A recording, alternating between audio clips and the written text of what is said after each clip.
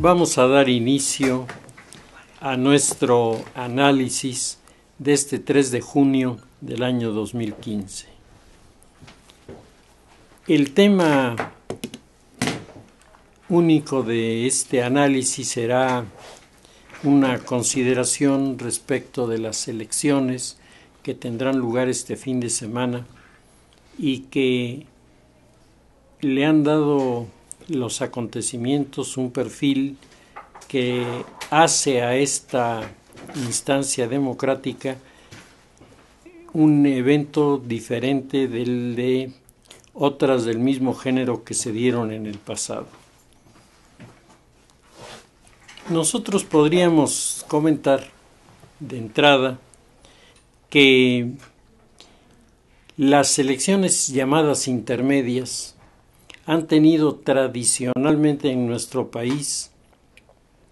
poca capacidad de convocatoria con la sociedad. Es el momento en el que se registran los mayores índices de abstencionismo, es el momento en el que las campañas se tienen que volver estridentes para que alguien las tome en cuenta,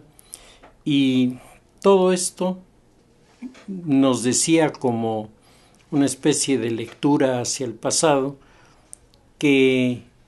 los resultados electorales tendrían una importancia aplicados sobre todo a cómo quedaba la Cámara de Diputados, porque esto sí es un dato importante, pero cómo quedaba la Cámara de Diputados, cómo se podía maniobrar en ella, las expectativas de los partidos pequeños dentro de las alianzas al interior de la Cámara con los grandes. Eso era para la gente grande,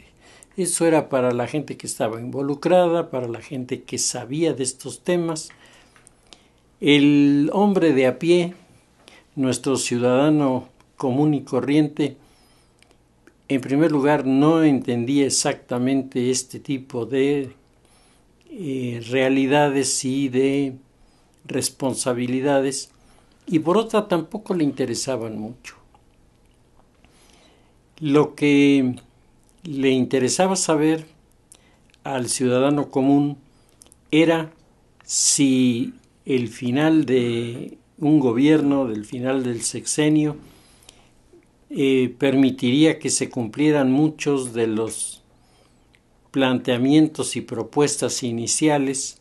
que normalmente eran muy atractivos, pero que en el último momento pues siempre se podían dejar de lado. Me parece que uno de los periodos presidenciales en donde más tenemos esta visión de las cosas en las elecciones intermedias es durante el gobierno de Luis Echeverría, porque Luis Echeverría había comenzado a proponer una estrategia de desarrollo de las costas de nuestro país a base de la creación, de la construcción de varios puertos que serían de enormes dimensiones y que servirían para el intenso tráfico comercial que se haría en nuestro país a través primero de los contenedores que llegarían del mundo asiático, y luego estos contenedores pasarían al puerto de Tampico para de ahí ser enviados inmediatamente a los mercados norteamericanos. Esta visión del desarrollo estaba condicionada a tener unos puertos que tuvieran la capacidad de manejar los contenedores y tuvieran además la capacidad de almacenamiento para convertir este trabajo en algo productivo. Los planos, yo me acuerdo haber visto los planos de algunos de estos puertos, eran sensacionales. Era la aplicación de la construcción naval comercial a su máximo nivel, con una inversión altísima y tendría como resultado el dejar a nuestro país ubicado como uno de los medios de intercambio del Pacífico al Atlántico más rentables, más aceptables y por lo tanto que nos permitirían sacarle muchas ventajas a este tipo de consideraciones. ¿Qué fue lo que pasó? Los 3 primeros años se elaboraron los planos, se enseñaron. De hecho, yo recuerdo muy bien uno de los líderes del Grupo Monterrey con el que yo platicaba al final del sexenio de Echeverría. Él me tocaba este tema en particular y me decía: a nosotros nos expropiaron en una zona que tenía costa unos terrenos porque sobre ellos se iba a construir el nuevo puerto que iba a tener una gran importancia para la comunicación del Pacífico y el Atlántico. Y me decía,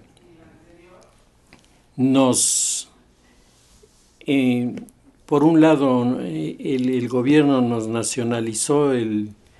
terreno, nos dieron por el terreno una bicoca, verdaderamente fue una intervención a favor del gobierno, y dice, y comenzaron a comprar las máquinas. Dice, vengo verdaderamente escandalizado, dice, porque máquinas que costaron millones están allí, a la orilla del mar, echándose a perder con el salitre, sin que nadie haga nada, y dejando uno de los proyectos más ambiciosos y más interesantes de este gobierno totalmente fuera de la viabilidad. Y por lo tanto, decía él, gastaron, aunque haya sido poco lo que nos dieron, pero gastaron en pagarnos esto, gastaron en adecuar el terreno para la construcción, gastaron en las máquinas que están ahí y nadie las está ni utilizando ni recogiendo. Y lo que se queda a orillas del mar, en muy poco tiempo el salitre se encarga de destruirlo. Pues esta fue una de los testimonios que yo recogí directamente en aquella época, y hubo una enorme frustración de la sociedad porque no solamente se trataba de que iban a aparecer puertos de muy buen tamaño, eso significaba trabajo para los que iban a construir, trabajo para los que se quedarían manejando el puerto, para los estibadores, para los que producen las máquinas, las grúas que se encargan de mover los contenedores, para los que construyen los espacios que van a servir para almacenar, los grandes almacenes. Todo esto que estaba previsto por las personas de la región como una derrama económica por la mejor de las vías, que es por el trabajo y no por subsidios o por prestaciones imaginarias, sino por cosas muy reales, pues se quedó en una teoría y de ahí no pasó y jamás se llegó a nada. Y el segundo ejemplo que se me ocurre, que también me tocó vivirlo, fue el proyecto Puebla-Panamá, que en el gobierno de Vicente Fox fue durante la campaña una de sus promesas más significativas. Él estaba anunciando que en vista de que el Canal de Panamá se iba a modificar y de que se iba a aumentar la capacidad de los barcos que podían transitarlo, el gobierno mexicano podría favorecer el intercambio de productos desde Puebla hasta Panamá que dieran como resultado la creación de una especie de cuenca comercial pequeñita, pero muy rentable, en la que México tendría el papel preponderante. Esto era lo que se planteaba. Yo recuerdo alguna entrevista con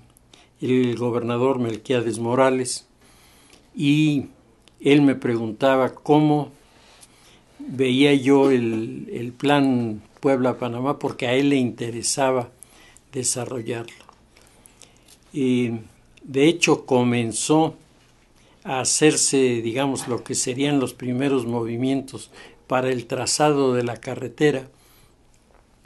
y de inmediato tropezó aquí mismo en el estado, en la zona de Tecamachalco y Tepeaca, con la resistencia de los campesinos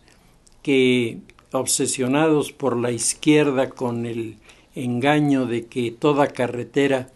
trae aparejado la llegada de los federales y con ello la desaparición de muchas, entre comillas, de las ventajas de que no esté la autoridad presente,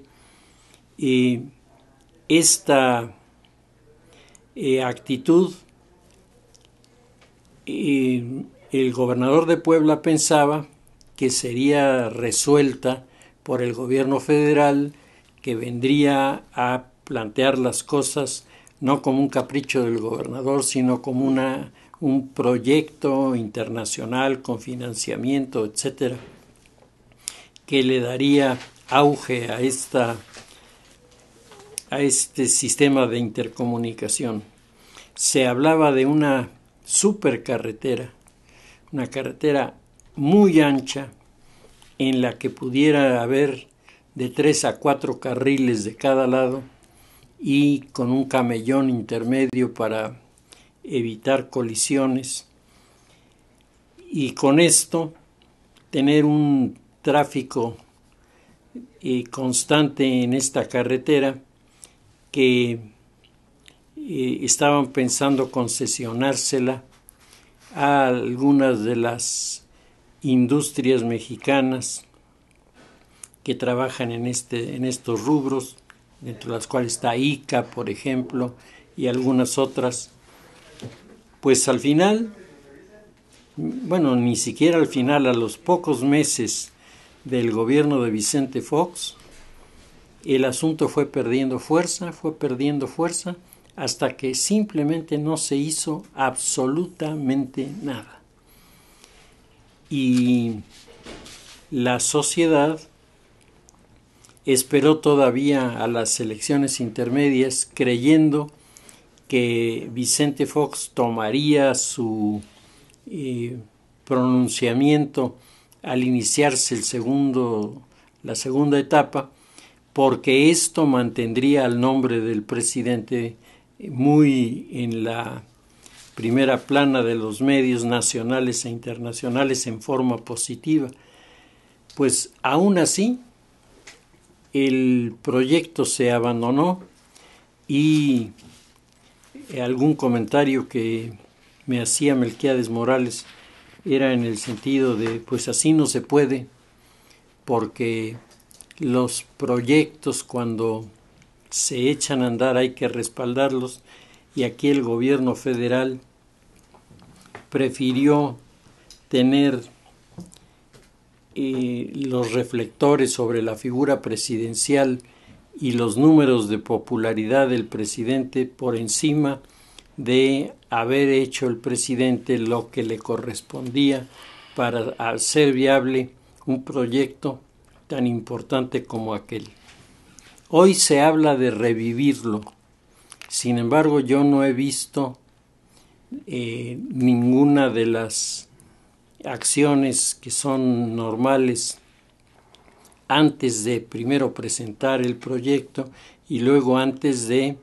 iniciarlo en el orden práctico. Nada de esto se está viendo, y tal parecería que nuestro país se queda en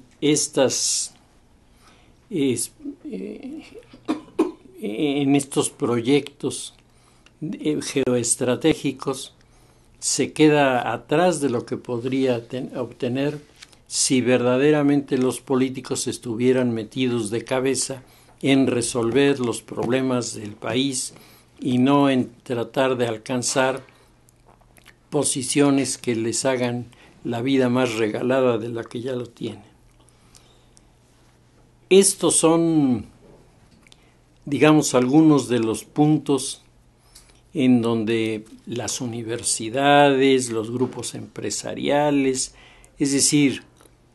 ese núcleo minoritario de la sociedad que no solamente sabe leer y escribir, sino sabe interpretar la información, pues es lo que piensan respecto de las elecciones intermedias. El resto de la sociedad sigue dejándose atrapar por las campañas de desprestigio, mucho más que por las posiciones de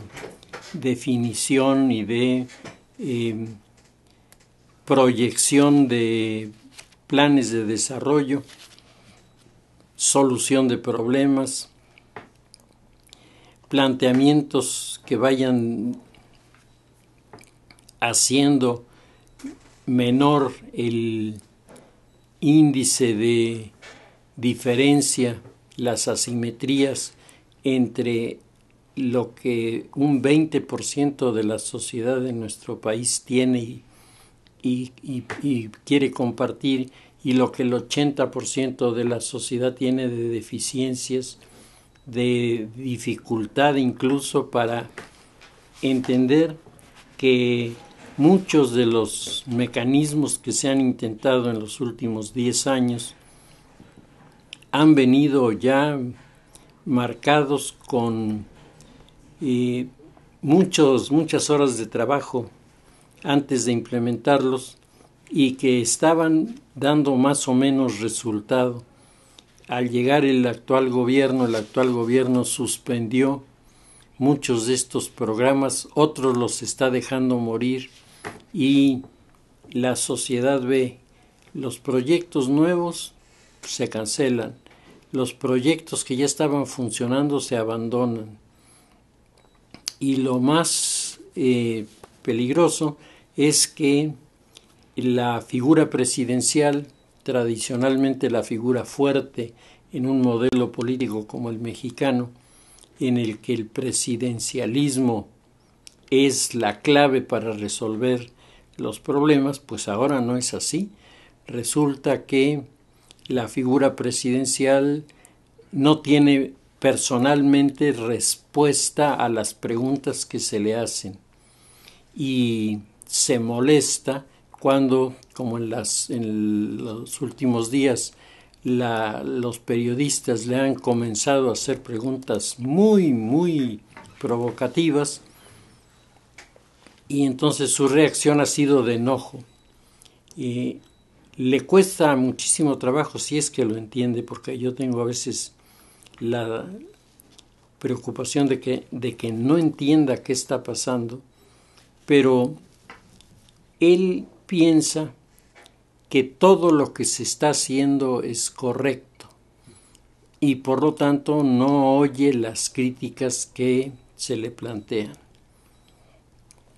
Lo comentábamos en alguna ocasión y lo vuelvo a reiterar,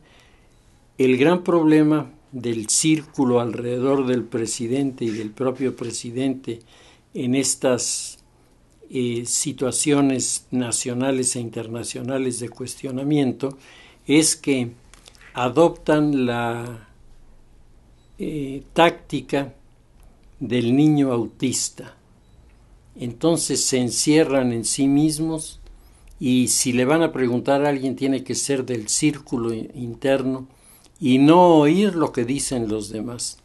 No solamente descartar de los demás lo que suena a chisme, lo que suena a crítica infundada o malintencionada, sino simplemente no oír la crítica, como si el no oír la crítica cambiara la forma de percibir la sociedad al actual presidente. Y esto es verdaderamente impactante, sobre todo porque el actual presidente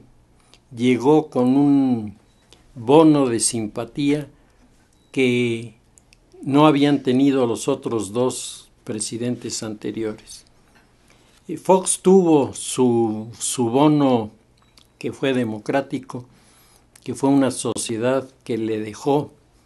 el poder en las manos para cambiar el país y, como todos sabemos, lo que hizo Vicente Fox fue aislarse de sus responsabilidades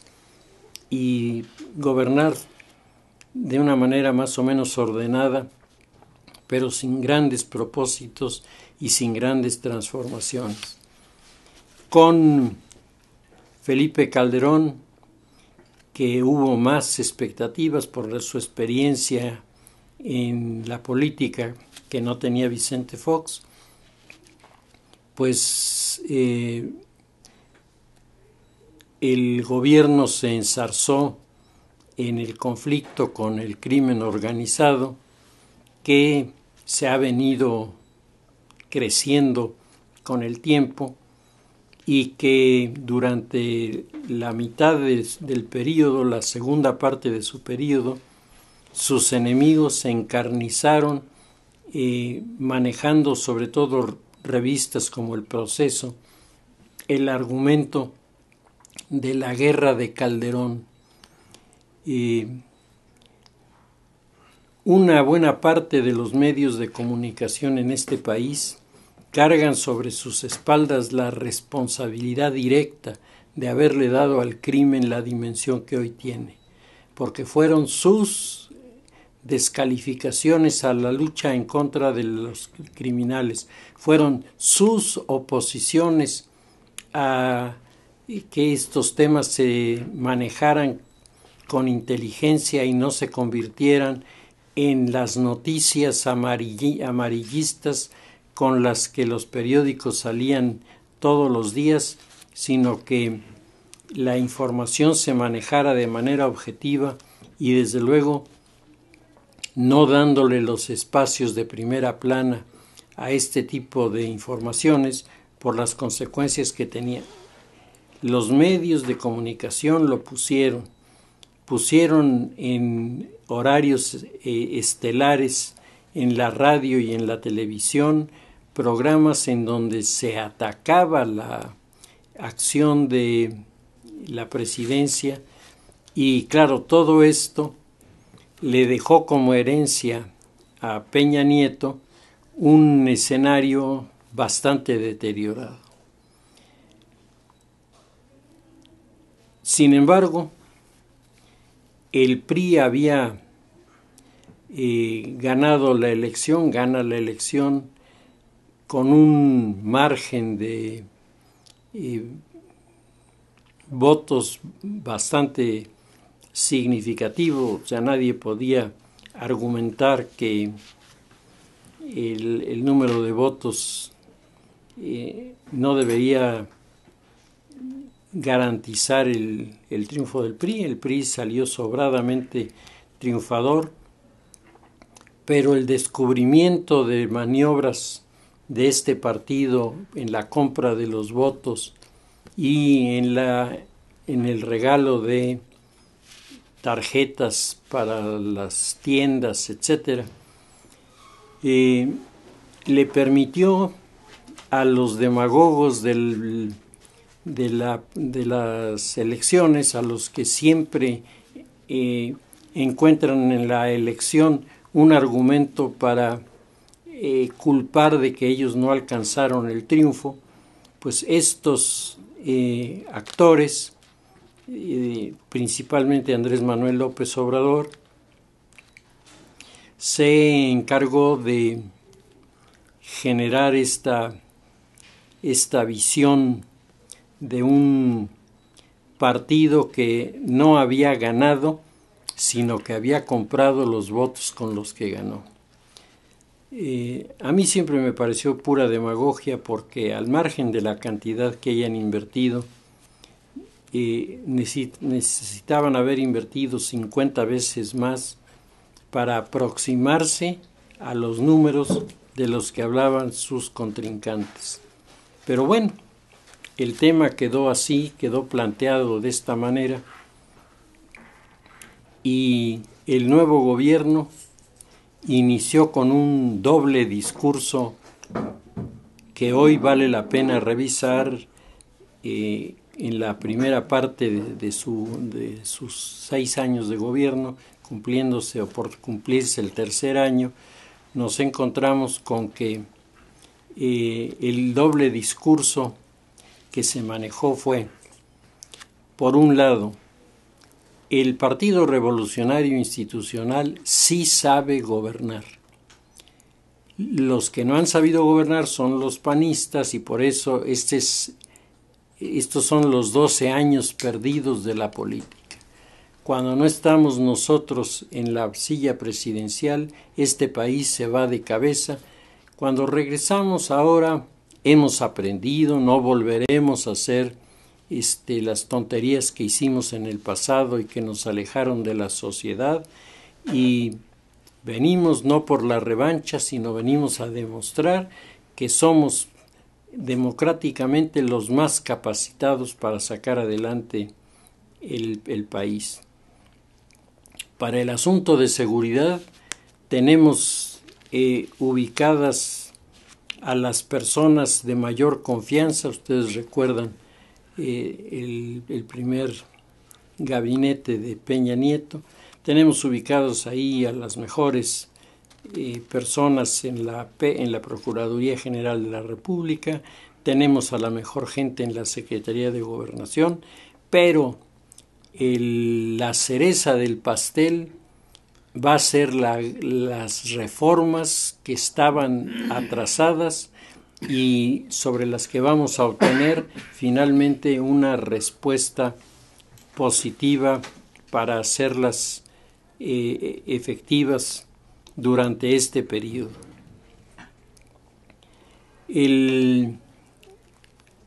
La otra parte del discurso era: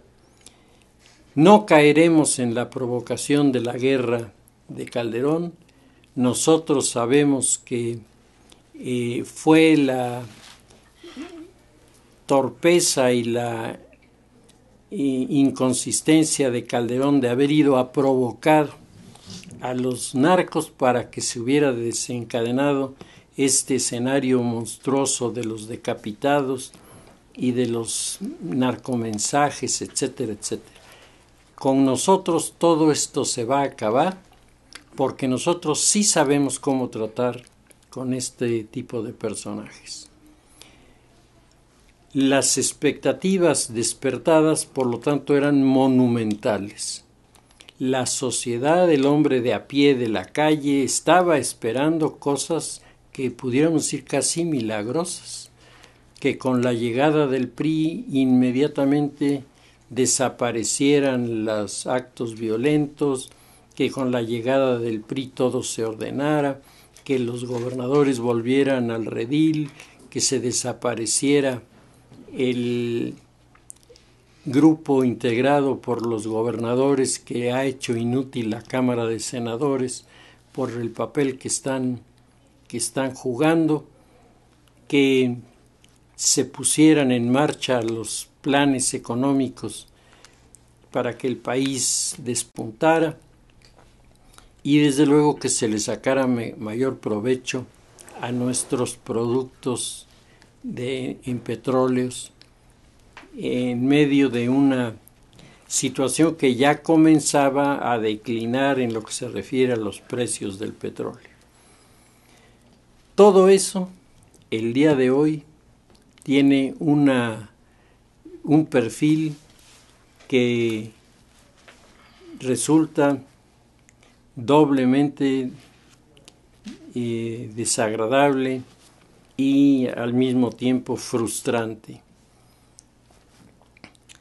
Por una parte, llegaron los priistas e hicieron inmediatamente sus reuniones para preparar los cambios que iban a transformar al país con la aprobación de las reformas que le hacían falta a México. Y entonces tenemos el resultado de maniobras en la Cámara en las que se pudo apreciar que el partido que estaba llegando de regreso al poder no era cierto que iba a pacificar las cosas nada más con su llegada. Sin embargo, muchas personas dijeron, bueno, es que les dejaron el terreno muy averiado, es que Calderón prolongó demasiado tiempo su guerra personal y por eso es que ahora todavía nos quedan secuelas, pero esto es cuestión de unos días y todo volverá al orden. Pero por lo pronto, pongamos atención en las reformas que necesita el país. Y la primera de ellas, la número 1, sin la cual todas las demás no tendrían sentido, es la reforma educativa. Y esto es totalmente cierto. En varias reuniones a nivel internacional que se han estado celebrando en los últimos meses, en los meses que lleva este año 2015, uno de los temas recurrentes es la educación. Y la educación está considerada como el único argumento válido para los países en vías de desarrollo para pensar que pueden crecer. En la medida en la que la educación se vaya ampliando, es decir, haya cada vez más personas que saben leer, escribir, que entienden sus matemáticas, que son capaces de tener algunos conocimientos de la historia, etcétera, las cosas van a cambiar muy de fondo, pero para esto es necesario, dentro de los conceptos de la reforma que se plantearon en México, hacer una ubicación de cómo están alumnos y maestros en lo que se refiere al contenido de las materias. Y entonces dijeron, por lo tanto, vamos a poner dentro de la reforma educativa que estamos abordando, vamos a poner no solo el contenido de las materias como interesan en el momento presente, sino vamos haciendo una evaluación de cómo están para poder medir, y la idea es correcta,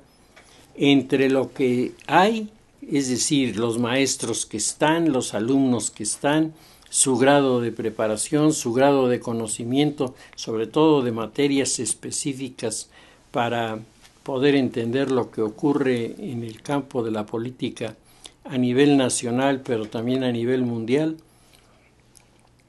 Entonces, vamos a hacer una evaluación de maestros y alumnos y eso nos dará la pauta para saber qué tenemos que hacer con los maestros para capacitarlos. La reacción fue verdaderamente impresionante. Los círculos del magisterio se enfurecieron y se asustaron. Ya en más de una ocasión les he comentado mi experiencia en Cuernavaca, cuando en una manifestación de maestros que nos bloquearon el paso, yo le preguntaba a una de las maestras cuál era la razón de que estuvieran bloqueando el camino, y entonces dijo, es que estamos defendiendo nuestros derechos, los derechos que nos dio la Revolución Mexicana. Y entonces yo le dije, a ver, maestra, ilústreme, ¿cuáles son esos derechos que ustedes están? Dice, pues el derecho a tener varias plazas, el derecho a poder venderlas, a poder alquilarlas. ¿Qué le vamos a dejar a nuestros hijos si no hacemos eso? En ese momento yo entendí que el problema era del tamaño del mundo, porque la gente no solo no es consciente de que eso es una corrupción, sino está convencida de que eso es un logro de la revolución y que por lo tanto todos los que quieren meter la mano para ponerlos a estudiar están descalificados porque la revolución ya se los heredó y esa herencia no se puede mover. A partir de este primer movimiento de la sociedad se han generado indiscutibles reprobaciones a la medida de hacer una evaluación de los maestros, y en la sociedad civil se ha dado el resultado de la formación de varias asociaciones, varias sociedades que van creciendo en importancia. Nos comentaba Toño Sánchez la vez anterior de que ya se está creando una especie de confederación de grupos en defensa de la educación, pero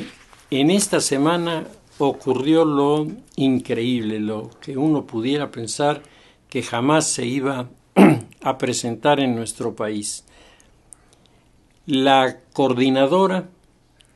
se fue a meter a cuanto local tenía a mano de organizaciones federales, incendiaron vehículos, incendiaron documentos de estas dependencias, rompieron equipos de cómputo que tenían las dependencias, y nadie ha hecho nada para frenarlos, nadie ha hecho nada para sancionarlos, nadie ha hecho nada para decirle a la comunidad que puede estar tranquila porque el gobierno podrá ser desafiado, pero puede inmediatamente responder al desafío con ventaja. Esto no se ha visto. Todo lo contrario, lo que nos estamos encontrando es una orden que se les está dando a todos los cuerpos de seguridad para abandonar el campo cuando llegan los que protestan. El grupo de Claudio X González, de Mexicanos Primero, ha publicado 2 desplegados muy buenos, muy correctos, y en el del 1 de junio, si estamos hablando de hace 2 días, con el título de urgente, dice: el gobierno de manera ilegal cede ante cúpulas sindicales y da marcha atrás a la evaluación de los maestros.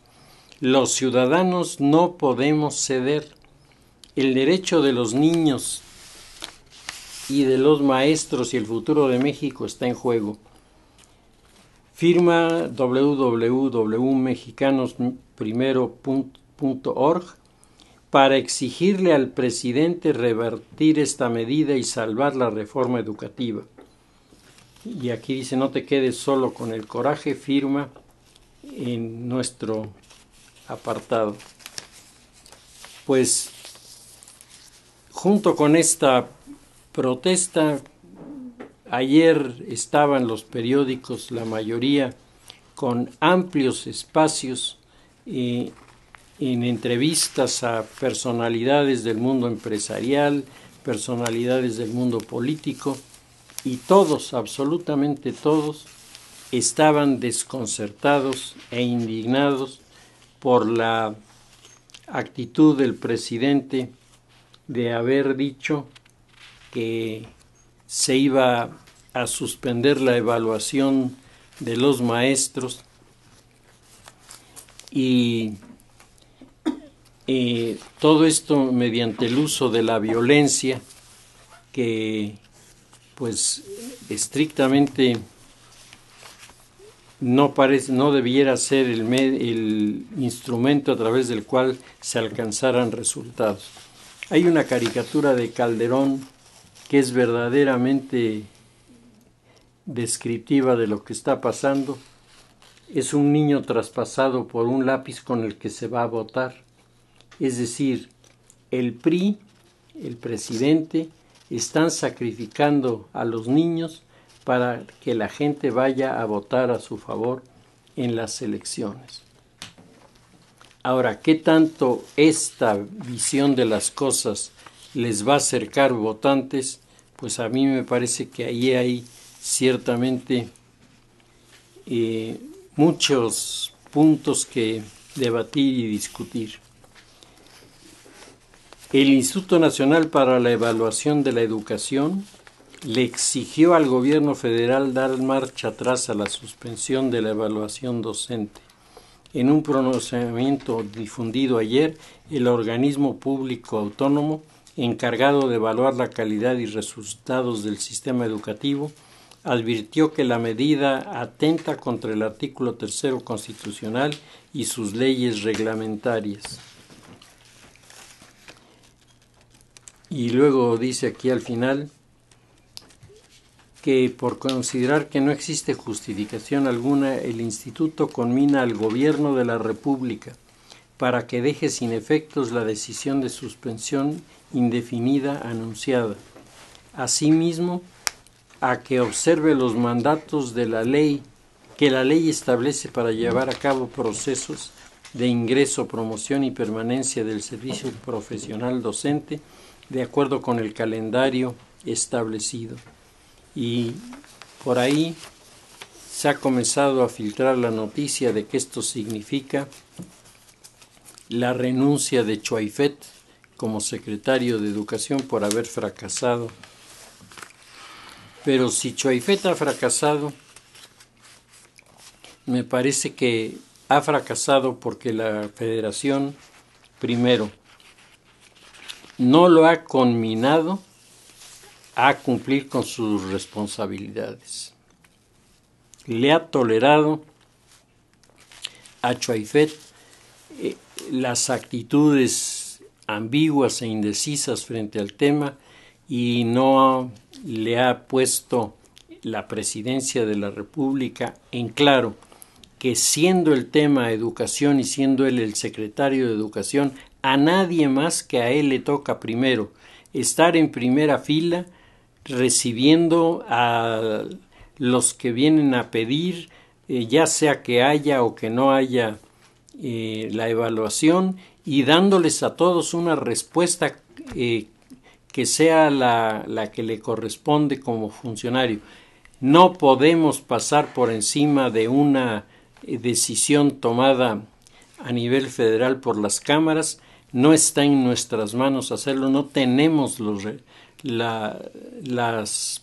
potestades para hacerlo. Y en segundo lugar, necesitamos evaluar qué es lo que están haciendo todos los países que en las circunstancias actuales quieren incorporarse con alguna posibilidad de éxito a los grandes cambios que están ocurriendo. Junto con este tema está el tema de la violencia desencadenada en nuestro país en los últimos meses,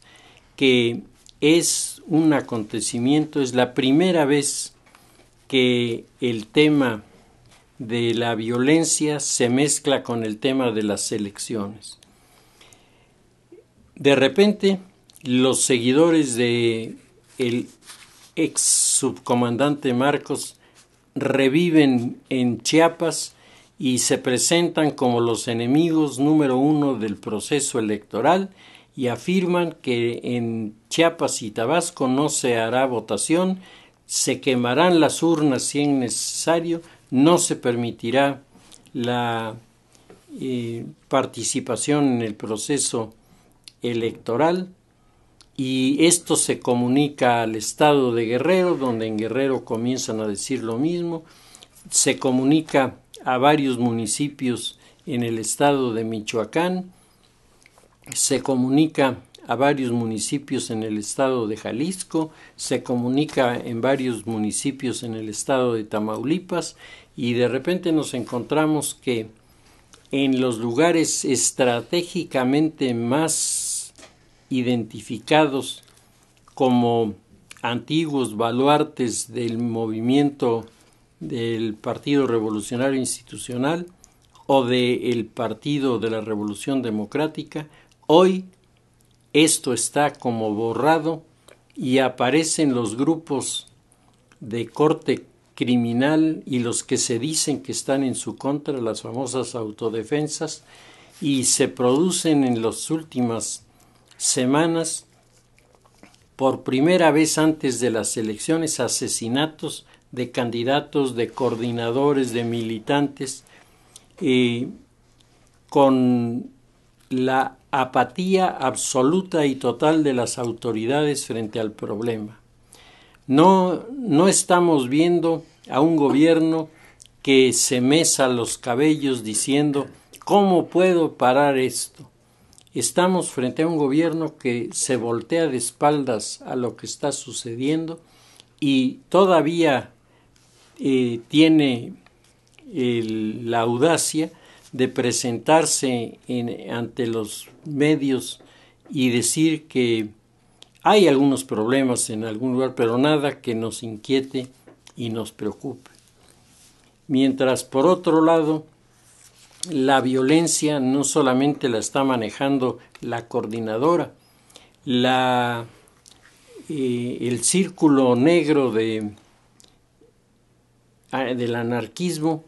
ha comenzado también a tener su intervención en estas situaciones. Si le seguimos la pista a este círculo anarquista, su primera presentación es el día en que toma posesión Peña Nieto. Desde ahí aparece. ¿Que es posible que tuvieran existencia antes? Sí, porque yo me acuerdo de que antes de que tomara Peña Nieto posesión, ya se habían llevado a cabo varios atentados contra los cajeros de un determinado banco, y esto había sido en Toluca y había sido en la Ciudad de México y había sido en varias ocasiones. Ya se habían presentado denuncias en contra de ciertos personajes que tienen secuestrado un auditorio en la UNAM, que uno dice, ¿cómo es posible que lleven años con el auditorio secuestrado? Ya dejaron el auditorio sin nada, vendieron todos los equipos, vendieron los asientos del auditorio, y el rector no ha tenido la autoridad ni ha tenido la intención de que las cosas no vayan por este camino, pues porque simplemente los ha dejado crecer y fortalecerse. En un artículo publicado el 3 de junio, es decir, el día de hoy, Salvador García Soto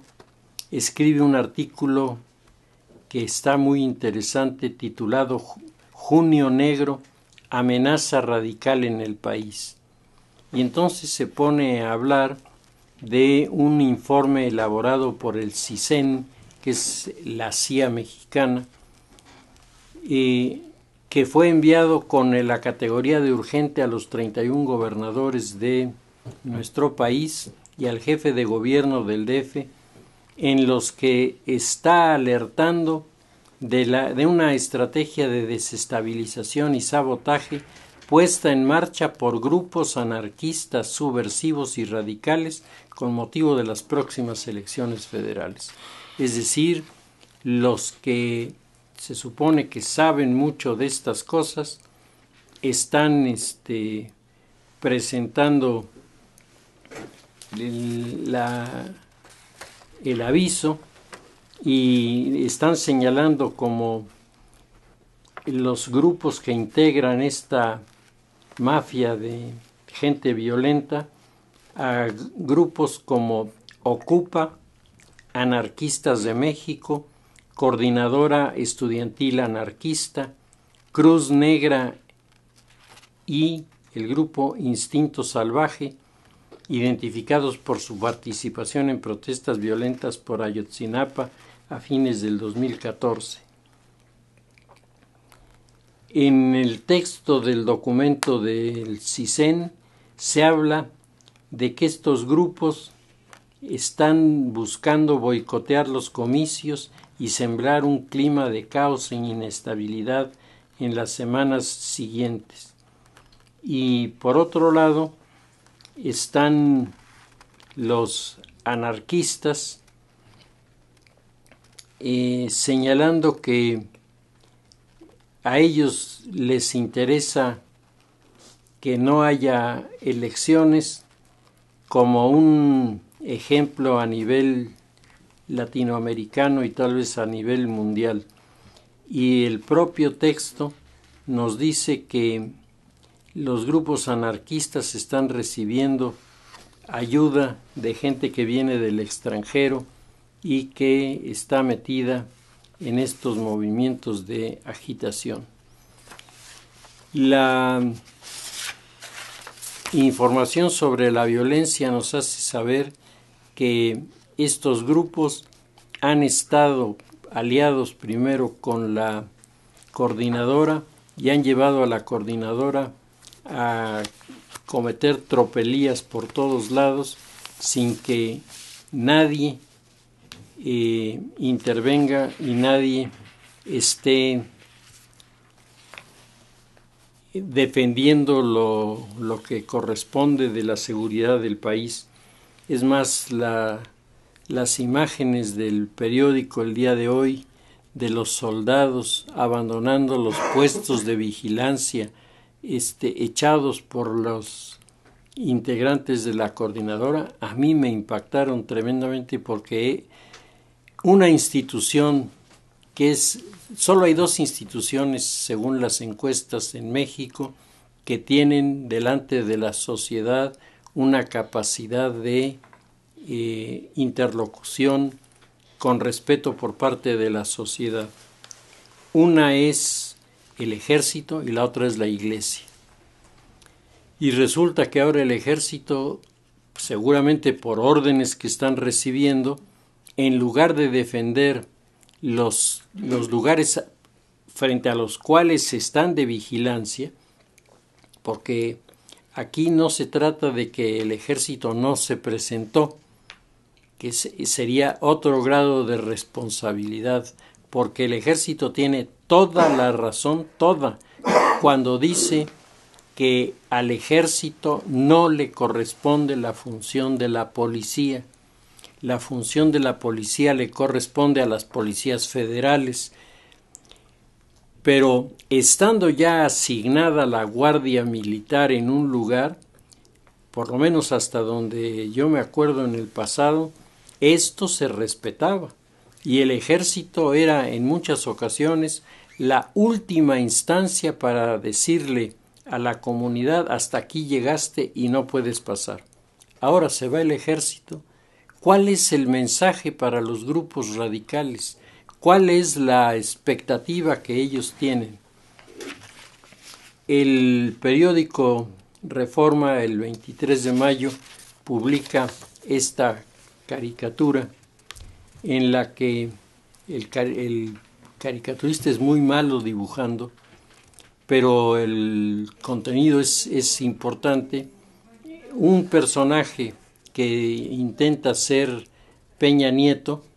está mirando asustado la ruta de los crímenes y la ruta de los fenómenos de ingobernabilidad, y esto se va volviendo un fenómeno muy serio porque parte de las costas del Pacífico y está entrando ya en Tamaulipas, que le llevaría al control de las costas, por lo menos de una parte de las costas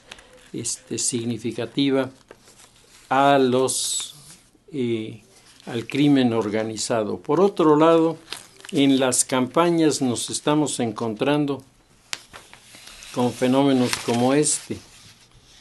Marisela Velázquez, candidata del PRI a la alcaldía de Cuernavaca, saluda a Federico Figueroa, líder de Guerreros Unidos, el grupo de narcotraficantes, en una fiestecita en donde se encontraron y se saludaron. Y cuando vemos que no solo esta dama, sino varias otros personajes han estado en los estados mostrando estas vinculaciones con los grupos que están acusados de practicar el tráfico de drogas, pues nos damos cuenta de que el fenómeno es bastante más serio. Aquí Felipe Calderón, ahora le toca a él, protesta ante el PRD y el PRI por estar apoyando el PRD y PRI a grupos que se identifican con los narcos y a candidatos que se identifican igual, como los candidatos del estado de Guerrero, como los candidatos que se mueven en torno a la sucesión en el estado de Tamaulipas. Y el escenario se vuelve entonces enormemente complicado, porque no solo estamos asistiendo a la más grande embestida de la violencia contra las elecciones en nuestro país, en un periodo particularmente vulnerable para la democracia, no solamente estamos viendo eso, sino nos estamos encontrando con un sistema político que parece no tener respuestas, que parece no tener capacidad de reacción, que parece no saber qué hacer con el problema que tiene enfrente, que le da la espalda a todas las cosas que ocurren como si no tuvieran ni importancia ni valor. Y las consecuencias, pues indiscutiblemente, pueden llegar a presentarse en los procesos electorales. Por último, han aparecido los bombazos y aparecieron en Puebla, que era uno de los estados que parecía de alguna forma haber quedado al margen de los acontecimientos de la violencia. Pues no, de repente tuvimos problemas en Tehuacán y de repente comenzó a haber problemas de agitación y luego se ponen unas bombas en la madrugada en unos locales de la Secretaría de Energía, se pone en el Instituto Electoral también bombas y finalmente en una de las terminales del Metrobús se pone también otra. Los periodistas crean además mucha confusión porque hablan de cócteles Molotov, cuando el cóctel Molotov es una bomba incendiaria que se tiene que arrojar encendida contra normalmente los vehículos armados, los vehículos acorazados que se usaban en el pasado para reprimir las manifestaciones. Pero uno no puede dejar un cóctel Molotov en la puerta y solito se va a encender y además va a explotar. El cóctel Molotov no explota. El cóctel Molotov es una botella de cristal a la que se le pone un esparadrapo con azúcar y a la gasolina se le pone un poco de ácido sulfúrico y con esto se lanza sobre el vehículo y al romperse, porque no estalla, al romperse los elementos que se han incorporado, el azúcar, etcétera, hacen que la gasolina se pegue al lugar en donde golpeó y entonces los vehículos blindados todo lo llevan aceitado para funcionar, sobre todo la torreta. Entonces pues por ahí entraba el fuego y obligaba a los que estaban adentro a salir si no querían quedar cocinados vivos ahí. Y estas versiones de los cócteles Molotov lanzados por los manifestantes chocan mucho con los artefactos explosivos hechos en casa, pero explosivos, que no han causado víctimas porque una vez más están colocados en una hora donde difícilmente hay una persona en estos lugares y han sido dejados con un sistema muy elemental de programación con un reloj que ha funcionado y ha hecho daños materiales, pero nada que haya costado alguna vida humana. La pregunta es, ¿para qué están haciendo todo esto los anarquistas? ¿Qué es lo que están buscando? Y en medio de este complejísimo mundo del anarquismo, que va desde los fundamentalistas hasta los integristas, es decir, por todos los sectores del extremo político, social, cultural e ideológico, lo que podemos pensar es lo que decía Bakunin, que es el autor más leído por el anarquismo mexicano. Decía Bakunin: destruyan porque su capacidad destructiva es constructiva. En la medida en que destruyen lo que existe, están preparando la construcción del mundo mejor que vendrá después. Pues ese es el escenario. La expectativa de votación ha subido. El número de analistas, por ejemplo, que en radio, prensa y televisión han comenzado a atacar el voto nulo